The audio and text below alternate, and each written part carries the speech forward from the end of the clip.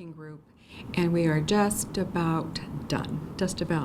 And after months since her office received all 154 pages, Attorney General of Guam, Elizabeth Barrett Anderson, says she's close to completing her review of the rules and regulations for medicinal marijuana. It's been a long process, but a very, very good learning process. She says both the Department of Public Health and staff from Senator Tina Muñoz-Barnes' office have met weekly for the past few months. While she could not divulge any details of the actual rules, she says it has been cut down. There were some challenges, not with regard to the review, but with regard to the law.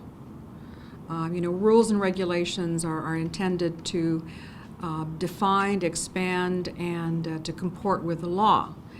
We did notice areas where there was an absence of a statute, absence of law to guide the agency.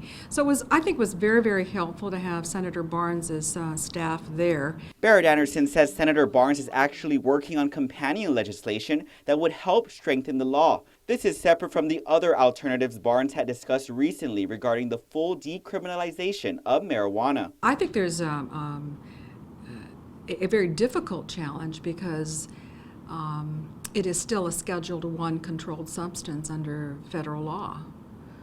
So I don't think it's easy to just say that the territory is going to come out and decriminalize everything. She adds while dozens of other states are already on their second or third generation of rules, the whole process for Guam to get it started has been tedious. I have to agree that creating a medical marijuana infrastructure on Guam, it's never existed before, is not an easy task. As for what's next, she says the review of the rules is only the second step. The first was getting it passed by voters. Now the third step is getting it in place and getting an industry built on Guam and a regulated industry. So there's still a lot of work ahead. Meanwhile, Public Health Director James Gillen told KUAM recently that he expected to have the rules ready by the end of the month. He noted they are trying to get the rules as close as possible to being complete and sound in order to avoid any lawsuits. He says issues had surfaced that were not considered before, such as property rights, leases to grow marijuana, loans to open up dispensaries, and issues with original laboratories. Reporting for Guam's News Network, I'm Ken Quintaniza.